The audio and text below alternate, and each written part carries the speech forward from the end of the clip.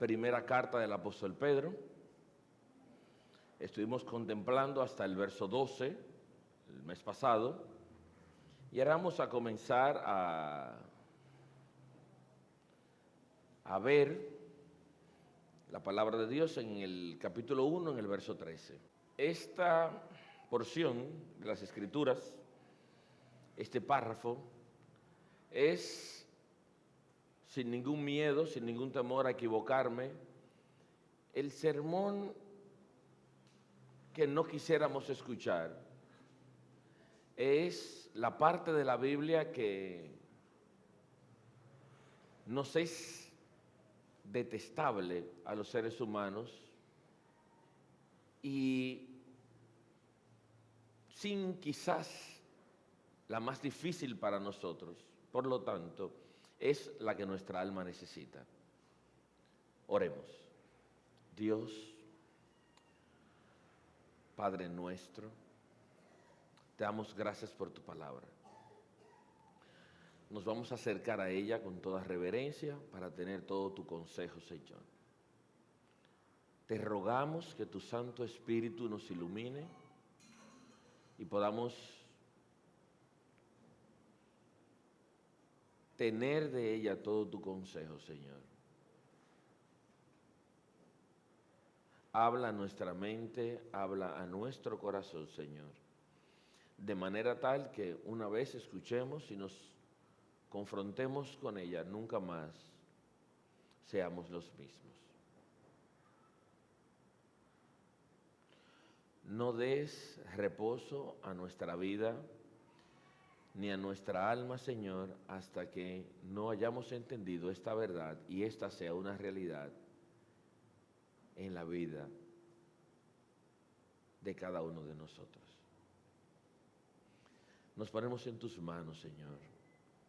No dejes que en ninguna manera, Señor, no lo permitas que sean mis palabras, Padre, sino las tuyas. Ten misericordia de esta tu iglesia, Señor. Ten misericordia de mí. Ten misericordia de mis hermanos en Cristo. Estamos en tus manos, Señor, en esta mañana. En el nombre de Cristo Jesús. Amén. Amén. Dice la palabra de Dios, leo en otra versión, Primera de Pedro, capítulo 1, verso 13. Así que preparen su mente para actuar y ejerciten el control propio. Pongan toda su esperanza en la salvación inmerecida que recibirán cuando Jesucristo sea revelado al mundo. Por lo tanto, vivan como hijos obedientes de Dios, no vuelvan atrás a su vieja manera de vivir con el fin de satisfacer sus propios deseos. Antes lo hacían por ignorancia, pero ahora sean santos en todo lo que hagan, tal como Dios, quien los eligió, es santo. Pues las Escrituras dicen, sean santos porque yo soy santo. Recuerden que el Padre Celestial, a quien ustedes oran, no tiene favoritos. Él los juzgará o los recompensará según lo que hagan. Así que tienen que vivir con un reverente temor de Él durante su estadía aquí como residentes temporales. Amén. La 60, la versión que la mayoría tenemos, dice: por tanto, ceñid los lomos de vuestro entendimiento, sed sobrios y esperad por completo en la gracia que se os traerá cuando Jesucristo sea manifestado. Como hijos obedientes, no os conforméis a los deseos que antes teníais, estando en vuestra ignorancia, sino como aquel que os llamó es santo, sed también vosotros santos en toda vuestra manera de vivir, porque escrito está: sed santos porque yo soy santo. Y si invocáis por Padre aquel que sin acepción de personas juzga según la obra de cada uno, conducíos en temor todo el tiempo de vuestra peregrinación. Amén.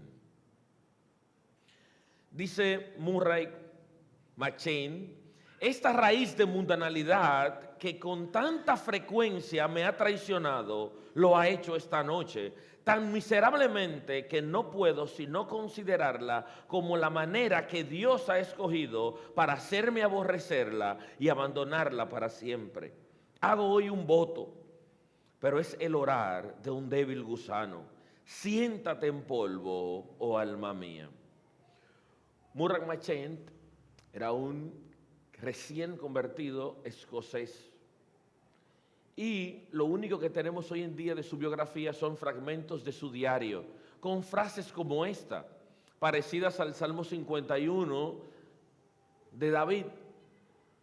Y estas palabras toman una notoriedad mayor cuando sabemos que él tenía solamente 19 años cuando las escribió, pero tenía un sentido profundo del propio pecado y un concepto elevado de la santidad de Dios.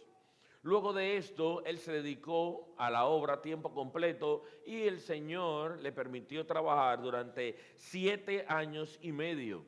Fue su ministerio. Murió a los 29 años y su biografía desde 1832 hasta hoy nos sirve de ejemplo por su profundo sentido del propio pecado y el concepto elevado de la santidad de Dios. Esta actitud de este hermano contrasta abismalmente con nosotros que invocamos a Cristo hoy en día. Tenemos una percepción de Dios débil, vacía y superficial muchas veces. Estamos atrapados en nuestra propia indulgencia, teniendo a Dios como nos conviene, haciendo las cosas que entendemos. Y hemos creado y moldeado a Dios a nuestra conveniencia. Si queremos conocer a Dios y queremos vivir realmente como Él indica, tenemos que comenzar. Nuestra premisa debe ser recordar que Dios es santo. Para utilizar las palabras de J.J. Packer, él dice, la santidad de Dios es el atributo de sus atributos. Podemos decir lo que siempre decimos, hemos dividido los atributos de Dios en perfecciones, en comunicables, en no comunicables. No, no vamos a pensar en eso. Vamos a pensar exclusivamente en que Dios es santo. Cuando los ángeles cantan adorando al Señor en el cielo, no dicen Dios es fiel, fiel, fiel. No dicen Dios es justo, justo, justo. Dios es amor, amor, amor. ¿Saben qué dicen?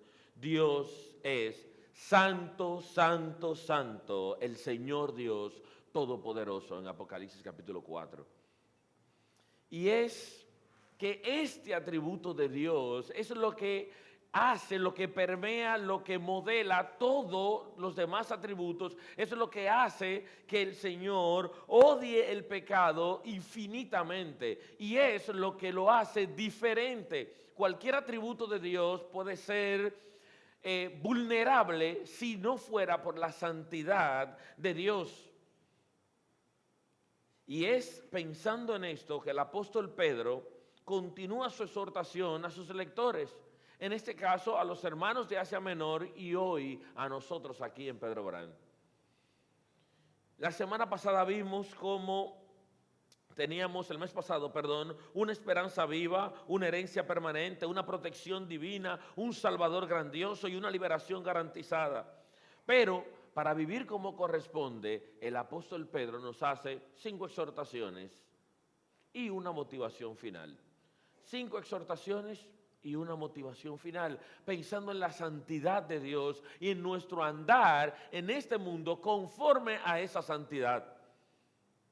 Él está partiendo teniendo en mente la premisa, él tiene un concepto súper claro de que Dios es santo en todo su esplendor, en toda su majestad, es completamente santo. Ni siquiera se repite 2 veces ningún atributo de Dios en ningún lugar en las Escrituras, pero la forma de resaltar en el idioma que se escribió en las Escrituras, algo era repitiéndolo. Y no lo repitió ni siquiera 2 veces, 3. Y el apóstol Pedro, consciente de esa realidad, hace 5 exhortaciones. 5, miren, dicen, actúen con inteligencia, tengan dominio propio, enfoquen su esperanza, no se amolden, o sea, de tomar el molde, de tomar la forma del mundo, sean santos, y termina con una motivación final.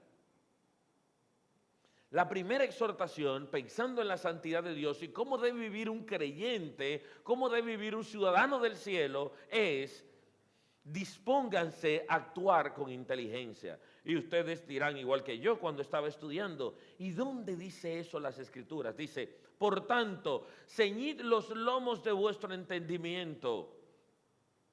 Ceñid los lomos de vuestro entendimiento. Lo contextualizamos.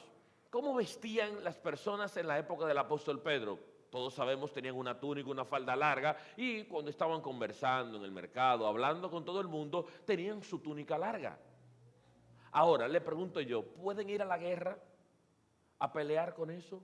¿Pueden ir a cortar caña, a cortar una leña, a buscar algo con esa túnica? No. Cuando se disponía para el trabajo o para la guerra, se levantaban y se amarraba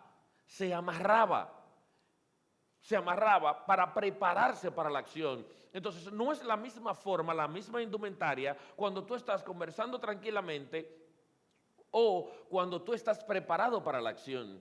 Transliterándola a nuestros días de hoy sería: arremánguese la camisa, prepárese, tenga la mente preparada, tenga cautiva su mente, lleve su mente al gimnasio. ¿Cómo así? Sí, lleve su mente al gimnasio. Es la expresión que el apóstol Pedro quiere resaltar. Su mente tiene que estar cautiva, tiene que estar lista, tiene que estar preparada para la acción, debidamente entrenada. Para vivir como nuestro Dios demanda, se requiere una preparación previa y una resolución mental. La vida que Dios demanda es un acto de fe y requiere una mente renovada por Él y disciplinada. No pensando solamente en la mente como el origen de nuestra actividad intelectual, sino como lo que determina y controla nuestras acciones. En el tiempo de, va a sonar difícil, pero tengo que hacerlo. Cuando era joven, se acabó lo que se daba. Cuando era joven, al final de la carrera, en la universidad, como siempre inventando, fui a entrenar. Dije, yo voy a practicar judo, voy a entrenar judo. Y ya yo soñaba, yo veía los videos de YouTube, Uchimata y Ponsonage, tú verás qué trayones voy a dar yo. Y me hallé comprando mi judogi y fui a entrenar al gimnasio de judo, el tatami, en la UAS, donde estudié. Y cuando yo fui el primer día, yo dije, pero señor, ustedes saben que yo soy Superman, yo soy el más fuerte del mundo, tú verás cuántos trayones. Y me hallé entrenando con un profesor japonés, Yamashita, de como 70 años, viejísimo, y te decía, vamos, atácame. Y le decía, qué sé yo, José, uno de mis compañeros, cinturón negro, segundo dan, más alto que yo y más fuerte, venga. Y ese viejo, ese señor de 70 años, le daba una clase de trayones a uno. Entonces yo me encontré que duré como los primeros 15 días de mi vida corriendo, haciendo ejercicio y dejándome trallar. Y usted dirá, ¿por qué te dejaste trallar? No era que yo quería. Y el trayón van, y pim pam, y pim pam, y pim pam. Y me sentaba a 3 metros del carro que tenía, mareado ahí al final, a las 8 de la noche. Cuando se me pasa el mareo, para poder caminar del gimnasio, cruzar la calle, montarme en el carro y venir para mi casa. Yo duré como 2 meses cogiendo trayones y corriendo. ¿Haciendo qué? Entrenando. Para que un día, cuando me dan ataca, yo pudiera hacer algo y aprender entradas. Pero el entrenamiento difícil, cogiendo golpes. Jordan y Sixto, que estaban iniciando la carrera de medicina, déjame ir a ver a mi amigo, tú sabes. Yo estaba entrenando ahí y cuando veían la clase de golpes que me daban, me decían, tu primero es fuerte, pero aquí te dan duro. La palabra del Señor, lo que el apóstol Pedro nos señala, él nos dice, usted no puede tener en la mente, si usted quiere actuar en santidad, vivir como Dios te manda, vivir como ciudadano del mundo, tener la mente pensando en, no, ¿y tu mente? No, Es una mente entrenada. Ceñid los lomos de vuestro entendimiento. Es acercar esa mente, ese criterio a las escrituras y de acuerdo a las escrituras entrenarla para cuando llegue el momento entonces poder vivir de acuerdo a las demandas de Dios, de acuerdo a las demandas de un Dios santo que es nuestro parámetro de referencia. Cuando esa mente esté ejercitada por su palabra, entonces podemos estar en el campo de batalla y vivir como realmente ciudadanos del cielo.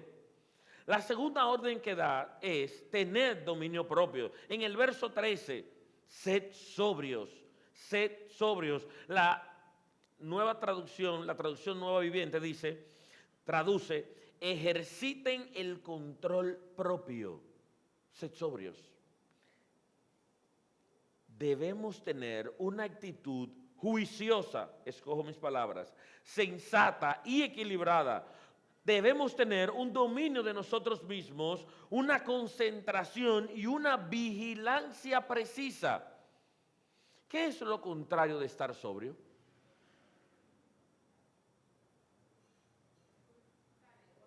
Borracho. ¿Qué le hace el alcohol al cerebro?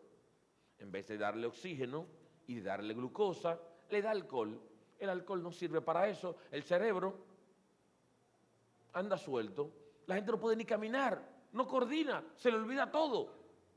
Afecta el cuerpo de manera tal que el cerebro no responde. Se nubla el juicio, los reflejos se entorpecen y hacemos cosas que normalmente no se harían o no suelen hacerse. La definición de pecado siempre es juicio deficiente. Juicio deficiente. Juicio deficiente. Cuando el apóstol Pedro nos está llamando a una vida santa, dice, la mente debe estar entrenada, pero debes estar velando. Debes estar velando. Debes estar sobrio y debes estar pendiente que el peor enemigo lo llevamos dentro. Lo llevamos dentro. No podemos permitir, no debemos dejarnos influenciar del mundo de manera tal que el mundo nos nuble, oscurezca nuestra mente de tal manera que provoque que hagamos cosas contrarias a la voluntad revelada de Dios. ¿Qué cosas son aquellas que nublan nuestra mente y que la embriagan? Y desde ese punto, frente al Señor, tenemos que ser reflexivos. ¿Por qué? Porque las cosas que a mí me nublan no son las cosas que a usted lo nublan. Y es frente al Señor que debemos tener eso pendiente. ¿Qué cosas realmente me nublan? ¿Qué cosas yo pienso? ¿Qué cosas deseo?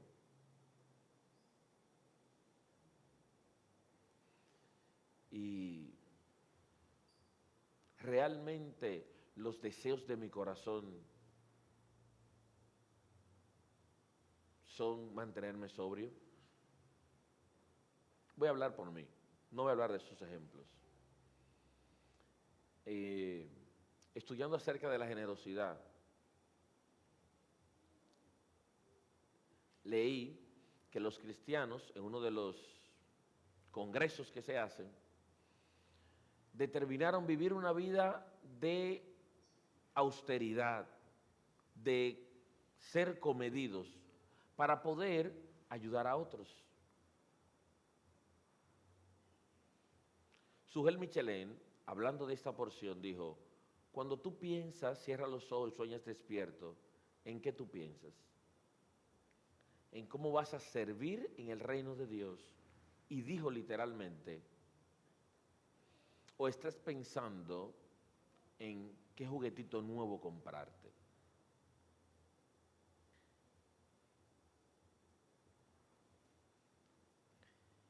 Y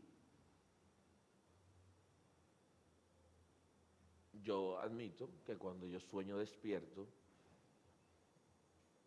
raras veces estoy pensando en cómo ser útil para el reino de Dios. Yo tengo mi mente en la cosa mía, en lo que yo hago, para dónde voy a viajar, qué cosa nueva le voy a poner al carro, o a la guagua, o qué sé yo, a lo que sea. ¿Qué otra cosa voy a comprar para sentirme bien yo mismo y qué sé yo?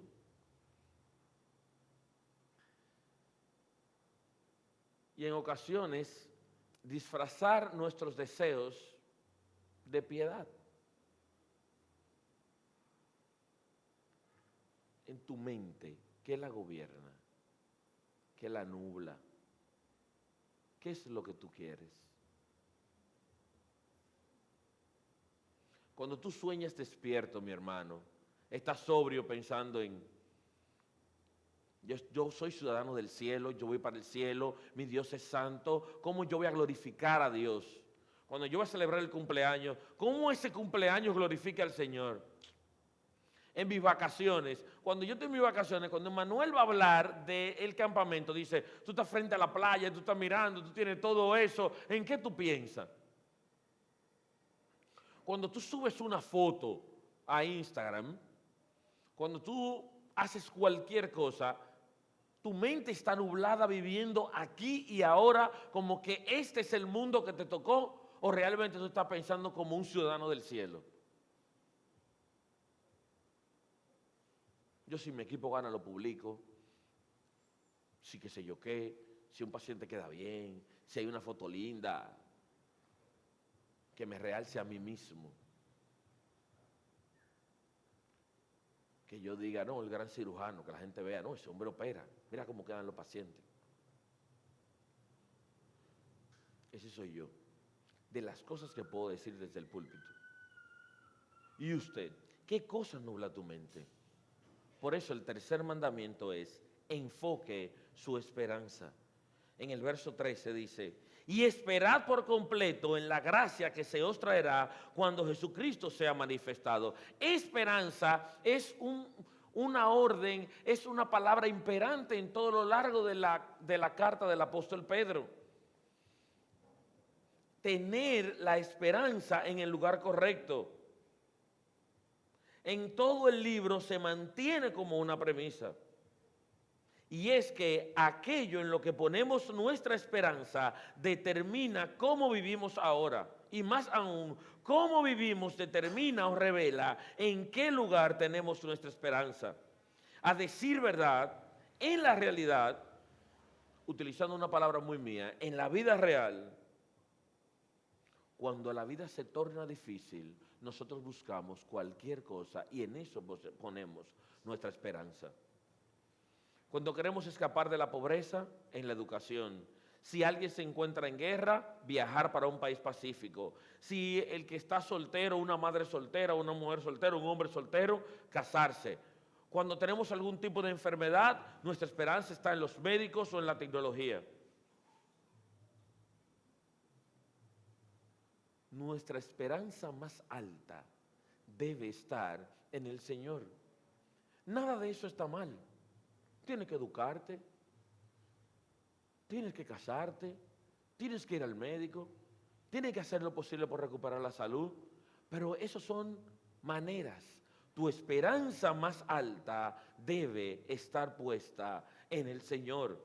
Debe ser Él y la salvación que nos ha regalado. Cuando tomamos cualquiera de esas cosas y la ponemos primero, esto se convierte en un Dios funcional para nosotros y nos postramos frente a Él y a esto le hacemos sacrificio. Cuando colocamos nuestra esperanza más profunda en el lugar equivocado, le creamos un altar a un Dios falso y esas tentaciones son más comunes en los tiempos de prueba, cuando no podemos ver con claridad.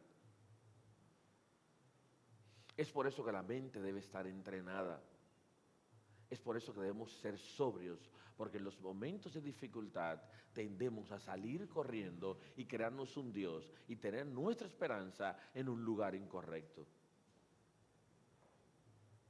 Es Dios nuestra esperanza. Él es nuestro refugio. Pongan toda su esperanza en la salvación inmerecida que recibirán cuando Jesucristo sea revelado al mundo. En la gracia que se os dará cuando sea revelado Jesucristo. Poner la esperanza en el Señor requiere una resolución mental. Una resolución mental debe estar previamente ensayado, debemos haberlo previamente diseñado, debemos haber entrenado nuestra mente y esto nos deja en el principio. Debemos estar pensando siempre, dispuestos siempre a glorificar y agradar a Dios. Ese debe ser nuestro norte. Vivir como ciudadanos del cielo. Vivir como ciudadanos del cielo, con una mente entrenada, sobrio y pensando que nuestra esperanza está puesta en el Señor. El cuarto consejo es: no se amolden. Verso 14. Por tanto, vivan como hijos obedientes de Dios, no vuelvan atrás a su vieja manera de vivir con el fin de satisfacer sus propios deseos. Antes lo hacían por ignorancia. El apóstol Pedro está hablando, recuerden, a creyentes dispersos en Asia Menor. Hay muchísimos paganos en la iglesia. Él dice, antes ustedes no sabían cuáles eran las normativas de Dios.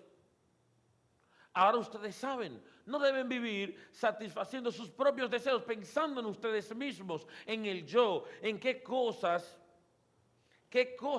me llenan a mí. Hoy en día nosotros podemos hacer exactamente lo mismo, aún teniendo la voluntad revelada de Dios en su palabra. El mundo tiene su propio estilo de vida. Este verso es como una repetición de Romanos capítulo 12. ¿Se acuerdan? No os conforméis a este siglo, sino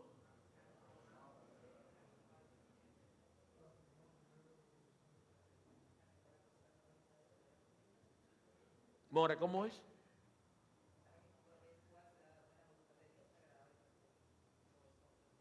Ronald.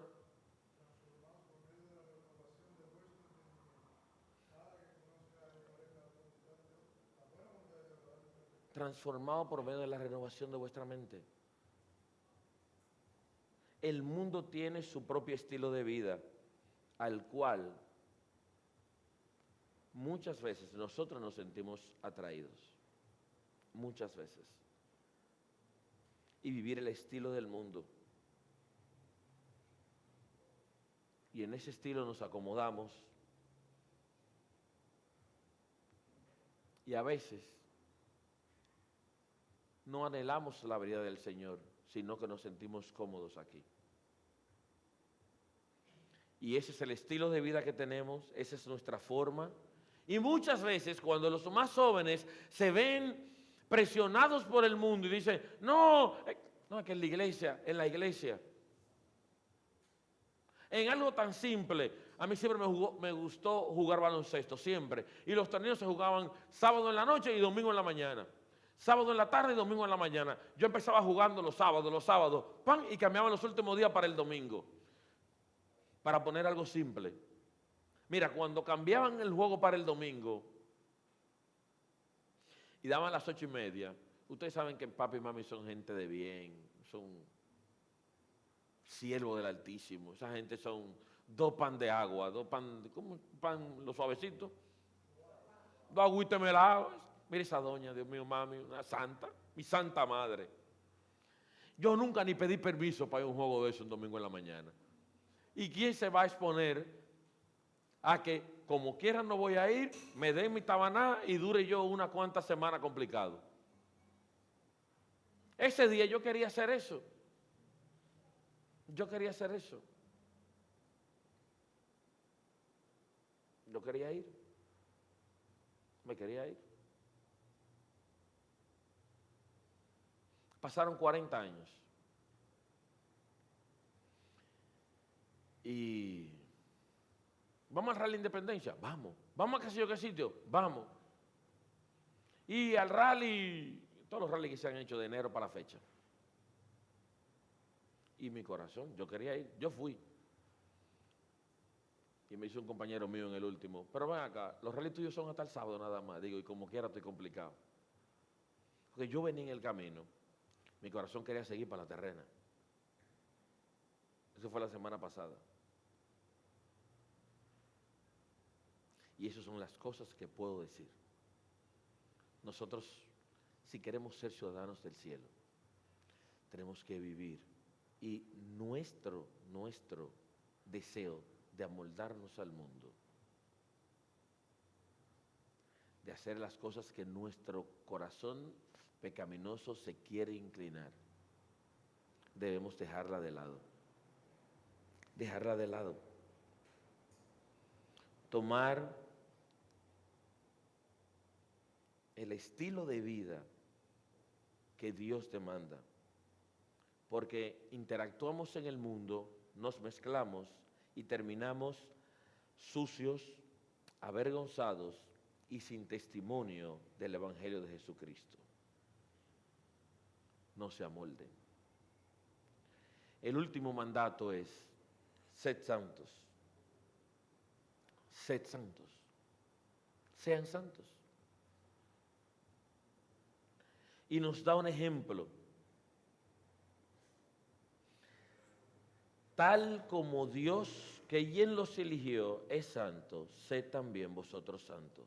Pues las Escrituras dicen: sean santos, porque yo soy santo.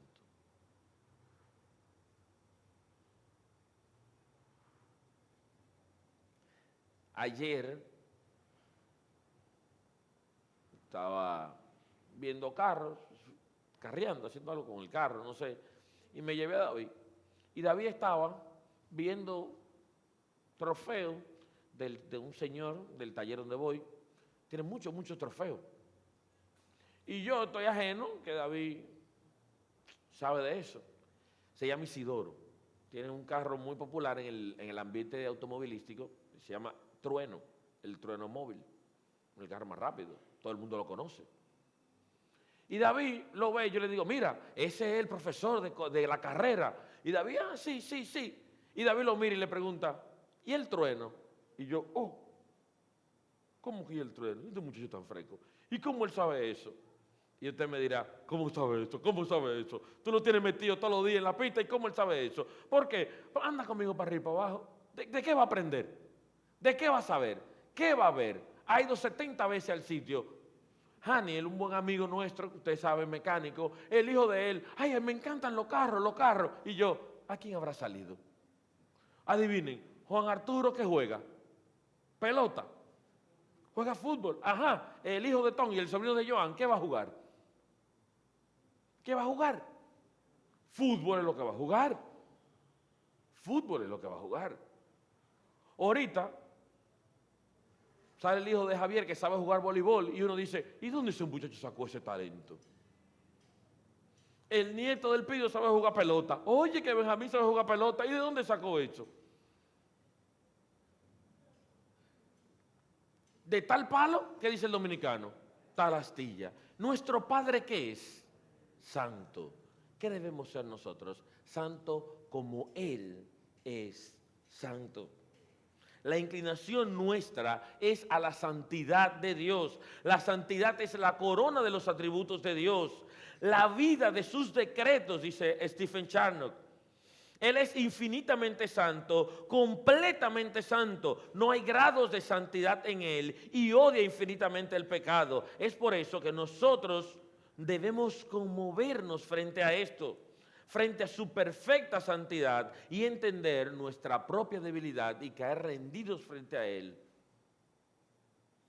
Si no entendemos la santidad de Dios, no entenderíamos nunca la gravedad de nuestros pecados. Puesto que Él es santo, nosotros debemos vivir una vida de santidad, apartados para Él. Vivir una vida santa nos va a diferenciar del mundo. Andar en obediencia, como hijos de obediencia. Cuando andamos aislados, cuando uno se aísla, uno cree que se siente fuerte y que ahí está fuerte. Eso termina derrumbándonos. Tú te vas lejos, te dejan ir lejos y allá tú fracasas. Es hacer uso de las herramientas que el Señor te dio dentro de su iglesia, con tus amigos, con las personas que desean crecer en santidad contigo. Es por eso que el Señor nos ha colocado en una iglesia y nos ha rodeado de personas nacidas de nuevo que también persiguen la santidad, ser santos como Dios es santo.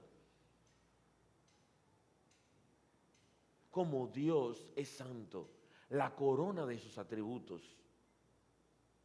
Y por último, después de estos 5 consejos, da una última motivación. Está en el verso 17. Recuerden que el Padre Celestial, a quien ustedes oran, no tiene favoritos. Él los juzgará o los recompensará según lo que hagan. Así que tienen que vivir con un reverente temor de Él durante su estadía aquí como residentes temporales. Lo mejor es la motivación. Cuando uno está motivado, cuando alguien puede motivarte. Y yo ayer emulé una motivación de cuando yo estaba pequeño también. Una super motivación le di a Abigail, a Brittany y a David cuando estaban comiendo. Ellos no estaban comiendo, estaban dando vueltas, le hicieron 2 comidas, yo quiero esto, yo quiero aquello, y no querían comer. Hice la motivación ancestral para que los niños coman. Ustedes saben cuál es. O sea, estaban motivados que se la comieron todas de una vez. Eso es una motivación. Mire, yo le imprimí un espíritu de motivación que ustedes no se pueden imaginar. Yo les dije, oigan qué frase motivadora, ¿eh? Atención, Elizabeth, que tú no sabes lo que es esto. Yo le dije, se van a comer toda la comida, se la van a comer de una vez, y si me dejan un grano de arroz en ese plato, le voy a dar su pela y le voy a dar duro. ¿Entendieron? Sí. Me voy a sentar ahí en el mueble a esperar que ustedes terminen de comer. Y me senté. Pasaron 30 segundos y bajó un ángel del cielo y consumió la comida de Brittany del plato. Se acabó la de Brittany. Seguido, consumió la de David. Se la comió toda. Ya comieron tan rápido. ¿Saben por qué comieron rápido? Porque estaban motivados. Motivados. Abigail terminó un poquito después, pero ¿cómo estaba Abigail también? La misma motivación, estaba motivada. El apóstol Pedro nos da una motivación y dice, miren, sean santos, porque ese Dios que es su Padre Celestial, no tiene favoritos. Él los juzgará, se lo castigará o los recompensará. Fíjese que dice, juzgará o recompensará según lo que hagan. Así que tienen que vivir con un reverente ¿qué? Temor. Temor. Temor. Temor. Dios usa variedad de medios para preservarnos en fe y santidad. Nos aparta y Él nos apunta a sus promesas. También utiliza advertencias en muchas ocasiones de lo que vendrá si somos infieles. Entonces, cuando nuestra fe es débil y nuestra esperanza está mal fundada, necesitamos considerar las consecuencias de nuestro pecado y meditar en el juicio de Dios. El día del Señor vendrá, es un día de salvación, pero también es un día de juicio según nuestras obras como creyentes. De toda palabra ociosa que salga de nuestra boca, de ella daremos cuenta. El que juzga imparcialmente, que nos conoce, nos juzgará conforme a nuestras obras. El apóstol Pedro insiste una y otra vez en tener nuestra esperanza en el Señor, en acercarnos a Él, en tener nuestra mente entrenada en su palabra, vivir cerca a Él. Él mismo es el que nos insta a temerle. El Señor nos salva, pero también gobierna. No podemos tener un concepto de Dios domesticado y falso. Eso es dañino para nuestra alma. ¿Por qué? Porque nunca disfrutaremos de vivir con el amor de Dios a menos que vivamos con un correcto temor de Él.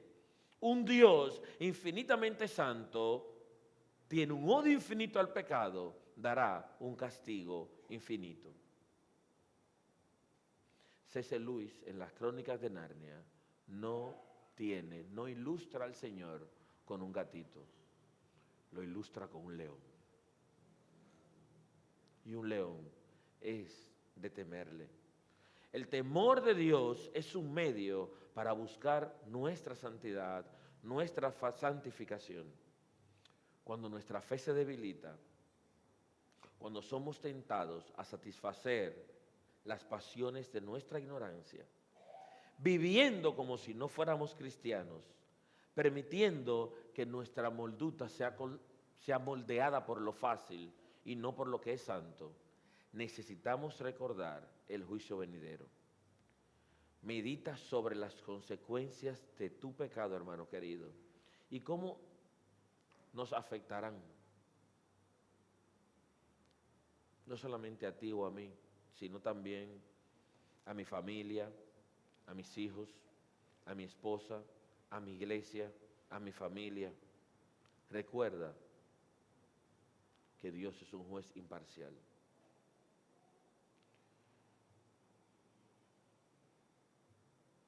El temor del Señor no es miedo, pero el miedo funciona. Y corregí a Tonga anoche, ayer en la tarde, que mencionábamos algo de eso en una reunión. Él dijo, el miedo es parte del temor. Y para ti, hermano querido, que estás en la lucha igual que yo, recordar la aplicación de un sermón de nuestro hermano Amaury Castillo, pensando en David cuando duró todo ese tiempo equivocado con el censo, y decía, si ya fallaste, si ya fallé, no tardes en venir a los pies de Cristo.